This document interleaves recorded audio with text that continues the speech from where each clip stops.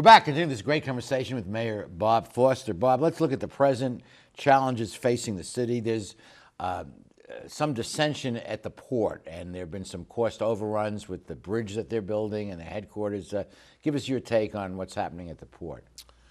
I think the port needs to recognize some of the deficiencies that it has. It's embarked on a very ambitious construction program, about $4.3 billion over the next 10 years, combination of the bridge, the Middle Harbor project, and other port-related projects, all of which I think are meritorious and needed, because ultimately what you need the port to be is very efficient. You need it to handle greater volumes at greater velocities. That's what will make it an attractive port for people to ship their cargo through, in or out.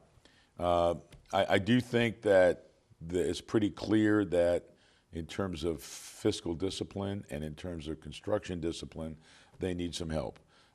They are over on the bridge, they are over on Middle Harbor, and even on the temporary office building, they were substantially over. Now, we've worked with them to scale that back. We've brought the temporary building a little bit more in line with their help. They've been very cooperative. And I don't mean this as a criticism. I think anytime you embark on a extraordinary construction program, you need to make sure you're prepared for it. And I think they needed to be better prepared. And I think they're making those changes. And the port, to be fair, is known throughout the world for its cutting-edge green port changeover.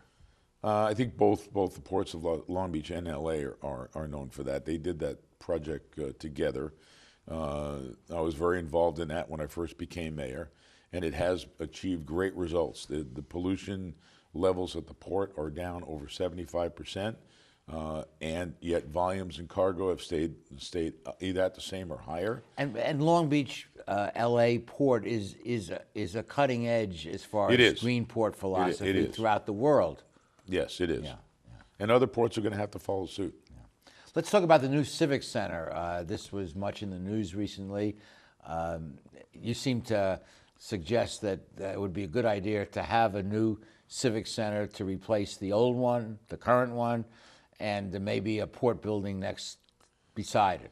Or the port would be part of it. I think the concept is this. Look, the existing structure, City Hall, is not earthquake safe. And in fact, we went and did a peer review recently and another analysis, and it actually came back a little worse. Will that report be publicly released? Yeah, it will be publicly released. The seismic report on the current building. That's correct. It is. Will be released. Okay. It is. There's no problem with that. No one disputes that the building is not earthquake safe. And here's the deal. The question that people raise is the cost of a retrofit as much as the city says it is? Well, it is what it is. I mean, the estimates we have is about $170 million. It is not worth spending $170 million on that. My own view of that it's structure. It's kind of an ugly building. Some people love it. No, I don't know anyone who loves it. I think it is an ugly structure. Worse than that, it is not a functional structure. Yeah. But here's the concept. We believe that we can, through a design competition, if we can get a brand new civic center that's usable, keeping the park, integrating the library, and have it at a cost to the city no more than we're paying now for the maintenance on that building and all the lease space around the city. And that's the Triple P partnership. That's correct. And we now have three very, very good and sophisticated firms who say they can do that. That was the hallmark of this. It has to cost us virtually the same. I think it's a great thing for the city. And that will help Ocean, because the configuration now is not user pedestrian friendly. It's off-putting to pedestrian traffic. Couldn't agree more. Well, you want to make sure this is a usable, iconic civic plaza. We can also use the existing courthouse property. And the idea is to bring as many city offices in that location as possible. We would love to have the port there. But this works whether the port is there or not there. Correct. It probably makes it, I would guess it will affect the financeability of it if the port's in or out, but I think either way it would work. No one is forcing the port to do this. I'm hopeful that and by the way, I want to point out, they were part of the review team on these proposals, and they were very engaged and very hopeful. And I just know from knowing you and your public statements that you would like the port to be downtown. I think the port would like to be downtown. The port will be downtown. And you would like the port to be on the city side of the water as opposed to at the port site. It makes more sense from a lot of standpoints to be downtown. You know, the port land is extraordinarily valuable for commercial activity. Putting an office building down there, it doesn't make a whole lot of sense to me. They have agreed to be downtown. Either they'll build their own new building, or they'll be part of a civic plaza, and I think that's the right thing to do. You know, look, but they're free to make that choice. Of course. Yeah. But you know, look, this isn't a case where, you know, people that work in the port complex are not out there loading containers on their ships. I mean, it's not like you have to be down there. And you know, and I think they made the right choice in a temporary building, even though it's a little bit away from the port.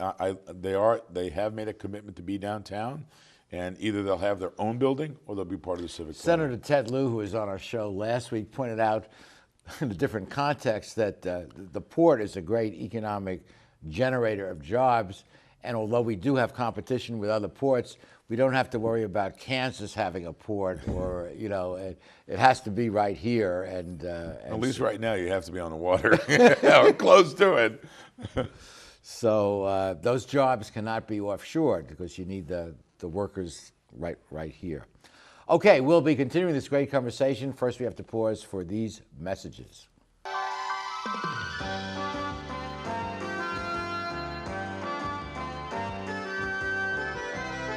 How do you like your chances the rest of the way? I got no idea. But I do know that if we stay with Naples Rib Company, at least we won't go hungry. Coach, what do you think about some of those questionable calls tonight? Yeah, but if you want a sound call, I'd call Naples Rib Company. You can't miss on that call. Then Naples Rib Company is part of your game plan? There really is nothing more motivating than a great barbecue meal at Naples Rib Company. Victory or not, Naples Rib Company, great game plan. Founded in 1976, Polly's Gourmet Coffee is Southern California's most complete gourmet coffee store. Polly's has the best tasting coffee, freshly roasted every day right in the store, plus a wide selection of teas, an in-house bakery, espresso bar, patio dining, and more. We also offer Wi-Fi, free internet access for all of our customers. Our nationwide clientele agree, when it comes to coffee, there's only one name to remember, Polly's. 4606 East 2nd Street, welcoming you into Belmont Shore. When I was a boy growing up in Italy, I had a dream to own my own store. I came to the United States and I worked hard as a tailor. Hi, I'm Umberto. I've been in Long Beach since 1960, carrying the finest quality men's clothing.